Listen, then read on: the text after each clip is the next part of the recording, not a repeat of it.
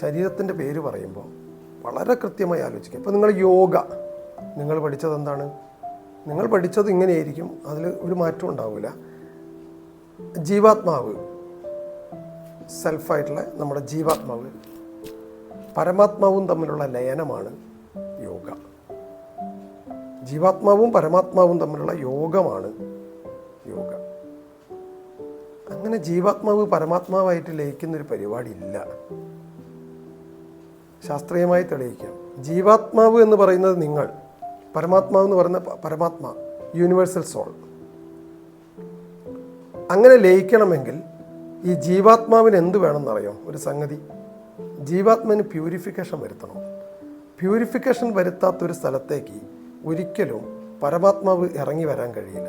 ഒരു പൊട്ടക്കിണറ്റിലേക്ക് bleaching powder ഇട്ട് കഴുകിയിട്ട് കാര്യമില്ല. ഉണ്ടോ?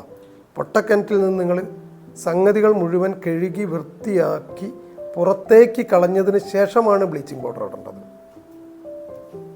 ഒരു കുളം കുഴിക്കുന്ന സമയത്ത് 6 അടി വെള്ളം, 10 വർഷം കഴിഞ്ഞാൽ 5 അടി, 20 വർഷം കഴിയുമ്പോൾ 3 അടി.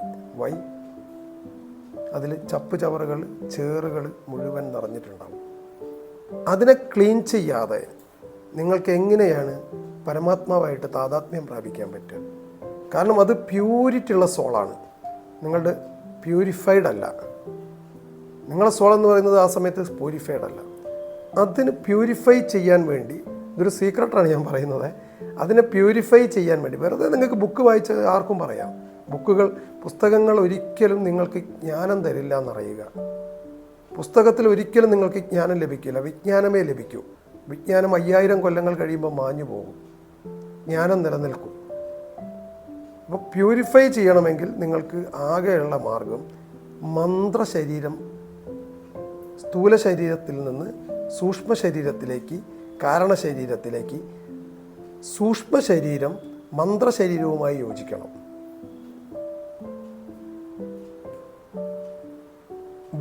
വെള്ളത്തിലേക്ക് ഒഴിച്ചാൽ ഒഴിച്ച വെള്ളം കാണുമോ? കാണില്ല. പാലിലേക്ക് ഒഴിച്ചാലോ? കാണൂല. പാലിലേക്ക് വെള്ളം ഒഴിച്ചാലോ വെള്ളം കാണും? കാണില്ല. തീപ്പെട്ടിക്കൊള്ളി ഉരച്ചിട്ട്, ശാസ്ത്രീയതയാണ് ഞാൻ പറയുന്നത്, വെറുതെ ആളുകൾ പറയുന്ന ലോജിക്കല്ല. നീ ഇലക്ട്രിക് കാണുന്നുണ്ടോ?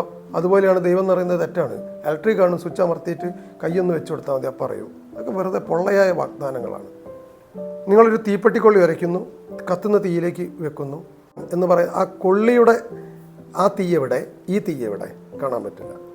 ശരീരത്തിലെ സൂക്ഷ്മ ശരീരത്തിൽ മന്ത്രത്തിൻ്റെ ധ്വനികൾ, മന്ത്രത്തിൻ്റെ ശക്തി, മന്ത്രം എന്ന് പറയുന്നത് അറിയാലോ അല്ലേ? മനനാത് ത്രായതേ ഇതി മന്ത്ര. മന്ത്രത്തിൻ്റെ പ്രധാനപ്പെട്ട ഒരു കണ്ടൻ്റ് ഉണ്ട്, അതിൻ്റെ ഒരു അംശമുണ്ട്. ഇപ്പം ഹ എന്ന് ഞാൻ എഴുതി, ഹ എന്ന് പറയുന്നത് ഒരു മന്ത്രമാവില്ല, അതൊരു വാക്ക് മാത്രമാണ്. ഹ, ല, ഴ, ക്ഷ, ആ. മന്ത്രമാവണമെങ്കിൽ H2 എന്ന് പറഞ്ഞാൽ അതൊരു H2 മാത്രമാണ്, അത് ഹൈഡ്രജൻ എന്ന് പറയുന്ന സംഗതിയാണ്. H2O എന്ന് പറയുമ്പോൾ 2 സംഗതികൾ കൂടിച്ചേരുമ്പോഴാണ് വാട്ടർ ഉണ്ടാവുന്നത്. 2 സംഗതികൾ കൂടിച്ചേരുമ്പോഴാണ് ഒരു സംഗതി നിങ്ങൾക്ക് ഉൽപ്പാദിപ്പിക്കുന്നത്. അതിന് ഒരു പ്രത്യേക രീതിയുണ്ട് അല്ലേ? അങ്ങനെയാണ് നിങ്ങൾ H2O എന്ന് പറയുന്നത്. അതുപോലെ തന്നെ മന്ത്രത്തിലെ വാക്കുകൾ, ഹ മന്ത്രമില്ല, പക്ഷെ അത് ഒരു വള്ളിയിട്ട് ഹ്രീം എന്ന് പറയുമ്പോൾ ഒരു പ്രത്യേക ധ്വനി അതിൽ വരുന്നുണ്ട്. ആ ധ്വനി എവിടെ നിന്ന് പോകണം? അത് ലിംഗ്വിസ്റ്റിക്കാണ്. അതിൻ്റെ ഫോണിറ്റിക്സും ലിംഗ്വിസ്റ്റിക്കും നിങ്ങൾ മനസ്സിലാക്കേണ്ടതുണ്ട്. ഹ്രീം, ഹ്രായും എവിടെ നിന്ന് വരുന്നു? തൊണ്ടയിൽ നിന്നാണോ? അങ്ങനെ പറഞ്ഞതുകൊണ്ട് നിങ്ങളുടെ മന്ത്രശരീരത്തിലെ സ്ഥൂല ശരീരത്തിലും മന്ത്രശരീരവും തമ്മിൽ, സ്ഥൂല ശരീരവും മന്ത്രശരീരവും തമ്മിൽ ലയിക്കുന്ന പ്രശ്നം ഉദിക്കുന്നില്ല. അപ്പോൾ നിങ്ങൾ ഹ്രൈ എന്ന് പറയുന്നുണ്ടാവാം, ഹ്രീ എന്ന് പറയുന്നുണ്ടാവും, നിങ്ങൾ മന്ത്രങ്ങൾ, ഞാൻ തന്ന മന്ത്രങ്ങൾ ജപിക്കുന്നുണ്ടാവാം. പക്ഷേ ആ മന്ത്രം നിങ്ങളുടെ ശരീരത്തിലേക്ക് ലയിക്കണമെങ്കിൽ, ഒരു വസ്തുവിലേക്ക് മറ്റൊരു വസ്തു ലയിക്കണമെങ്കിൽ എന്തായാലും ഈ വസ്തുവിന് ഒരു ആകർഷണം ഉണ്ടാവണം എന്നറിയാലോ. ഞാൻ നിങ്ങളിലേക്ക്, നിങ്ങൾ എന്നിലേക്ക് ലയിക്കണമെങ്കിൽ നിങ്ങൾക്കോ എനിക്കോ ഒരു ആകർഷണം വേണോ? നിങ്ങൾ എൻ്റെ അടുത്തേക്ക് വരണമെങ്കിൽ ഒന്നെങ്കിൽ നിങ്ങൾക്കൊരു ആകർഷണം ഉണ്ടാവണം എന്നിലേക്ക്, അല്ലെങ്കിൽ നിങ്ങളെ ഞാൻ എന്നോ കാണണം മനസ്സിൽ, ഇങ്ങനൊരാൾ വരണം എന്നുള്ളത്. ഇത് രണ്ടുമില്ലാതെ നടക്കില്ല. സ്ഥൂല ശരീരത്തിലേക്ക് ഒരിക്കൽ പോലും യൂണിവേഴ്സൽ സോൾ എന്ന് പറയുന്ന ആ സോള്, പരമാത്മാവ് ഒരിക്കലും ഈ സോളിലേക്ക് വരില്ല. അതിൻ്റെ കാരണം ശിവൻ പാർവതിയോട് ഉപദേശിച്ചു കൊടുക്കുന്നൊരു സംഗതിയുണ്ട്. അതാണ് ദീക്ഷയില്ലാതെ മോക്ഷമില്ല മകളെ എന്ന്. ദീക്ഷ കൊടുക്കുവാൻ ഒരു സദ്ഗുരു തന്നെ അവതരിക്കണം.